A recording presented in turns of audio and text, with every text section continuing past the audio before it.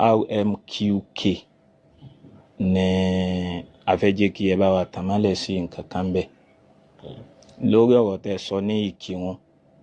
first program tẹ́ ọkọ̀ ṣe lérí ọ̀rọ̀ wọn náà nìyẹn. Àwọn èèyàn wá kọ́ tiẹ̀, àwọn blogger kọ́ tiẹ̀ púpọ̀ láti fi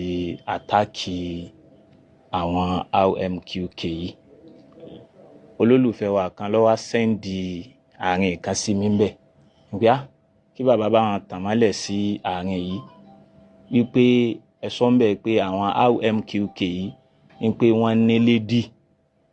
tí wọ́n máa ń wọ̀, wọ́n dà gẹ́gẹ́ bí awo tí wọ́n á ní ladies tí wọ́n máa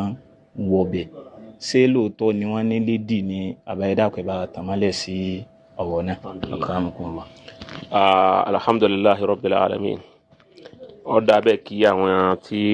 wọ́n bá rí àkíyèsí láti pè wá ṣàbùrú ń bẹ̀. Ọ̀rọ̀ àbáṣe Adam tí wọ́n sọ wípé kọ́lámà sẹ́lìmà mẹ́kísàrú òkè lọ́wọ́ ìzàrọ̀ ó kéré kí ẹni tí ń bá ń sọ̀rọ̀ bí wákàtí kan kọ́ mọ̀ sí mistake inú ọ̀rọ̀ rẹ̀ àfi táwọn èèyàn bá gbà bẹ̀ wípé ahọ́n ló gbé ń bẹ̀ wọ́n bí ṣe Adam ti wí nù pé ahọ́n ló gbé. Àbá sọ̀rọ̀ kan wípé ọ̀rọ̀ tí ń bá sọ tó bá jásí pé ọ̀rọ̀ ara mi ni téèyàn bá ní ẹ̀sì mistake ọ̀rọ̀ yẹn sì sọ ṣe Adamu ni kí á ní sì sọ wípé ẹ fi ríjì mi o mistake ni o ṣe Adamu sọ bẹ́ẹ̀ àmọ́ tó bá yẹ pọ̀rọ̀ Ọlọ́run ni ṣe Adamu ni èyí ni sọ pé ẹ fi ríjì mi torí mo gbẹnu Ọlọ́run sọ Ọlọ́run lọ sọ ó ti yé. So ọ̀rọ̀ yẹn ń jọ tí à ń sọ̀rọ̀ náà inú ọ̀rọ̀ tí à ń sọ táwa nù speed ọ̀rọ̀ ló jẹ́ ó jáde wípé wọ́n ní lédì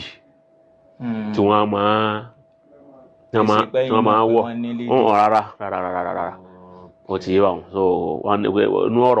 inú ọ̀rọ̀ sọ tí kò lè má ṣe bẹ́ẹ̀ fún ẹni tó bá jẹ́ sọ̀rọ̀sọ̀rọ̀. So àmọ́ ṣe mọ̀ pé àwọn tí wọ́n bá fẹ́ àwọn tó jẹ́ sí wípé àwọn ò fẹ́ yẹn gan ó ti yé wọn ẹnu nókítọ̀ yẹn àwọn wà á mú láti fi ègé sìn yẹn wípé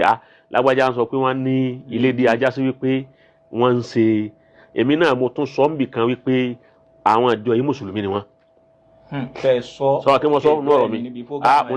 ní mùsùlùmí ara wa ni wọ́n ó ti yé báwọn èèyàn lè kálàfà fíkra pé ìjọ yìí o bóyá ìjọ sàlàfíyà rẹ o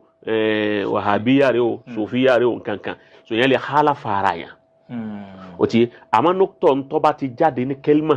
tí èèyàn rí wípé kẹ́límà yìí Ọlọ́run ó sì béèrè lọ́wọ́ yẹn o bàbá rí èèyàn pèèyàn sákìyèsí irú rẹ̀ kò sábúrú ń bẹ̀ gẹ́gẹ́ bí ọ̀rọ̀ Mọ̀lánà Sheikh Adam wípé tí kì í bá jásí wípé ọ̀rọ̀ tọ́lọ́hun sọ ni ọ̀rọ̀ ẹ̀pọ̀ ọ̀rọ̀ tara rẹ̀ ni kéèyàn jáde wípé kò rí bẹ́ẹ̀ o èèyàn gbọ́dọ̀ ọ̀run mọ́ barakallahu fika èyí túmọ̀ rẹ̀ ni wípé kò sí ní tí ń jẹ́ pé RMQK ní ilé dì because ọ̀rọ̀ yìí àwọn èèyàn lè máa tu àbí kó máa lọ lè wádìí lọ́dọ̀ wọn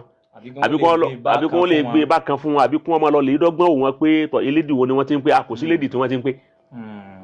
ó ti bá wọn ní elédì lórí irú nókítọ̀ bẹ́ẹ̀ ó ti yé bá wọn kò sí ní tí ó burú kéèyàn sọ wípé àárín ni ó ti yé bá wọn mistake níbẹ̀ wọn ó ti yé bá wọn. So anabi Muhammad sì sọ fún wa wípé kullu bani Adama khata'un gbogbo ọmọ anabi Adama ní ó máa ṣe mistake nínú ọ̀rọ̀ tí bá ń sọ àbí rìn tí bá rìn wa khairul khata'in at-tawwabun ẹni ó tún lóore jù nínú wọn lẹ́ni tó bá lè sọ wípé mistake mo ṣe yìí o ẹ foríjì mi kèdèmọ́ mi nígbà tó jẹ́ sí pé ọmọ ìyá wa nù Islam ni ó ti yé báwọn láti sọ kọ́dà bọ́ jẹ́ pé alùsùnà lèèyàn bá sọ̀rọ̀ sí tó bá rí pé ọ̀rọ̀ tó sọ yìí ti dàbí ìgbà tó já sí wípé èèyàn ti lẹ̀ nǹkan tí èsì tiẹ̀ mọ́ o ní láti dá a padà wípé foríjì mi láàrin ọ̀rọ̀ tí mo sọ yìí so gbogbo àwọn tí ń jẹ́ RMQK ó ti bá ń kún ọ̀sà foríjì mi pé ọ̀rọ̀ ẹni tó jẹ́ olólùfẹ́ tó ń wúná pé asákìyèsí náà adúpẹ́ fún òun náà kí wọ́n foríjì wọn lórí kẹ́límà kò sí ní tí ń jẹ́ pé wọ́n ní ilédì ó ti yé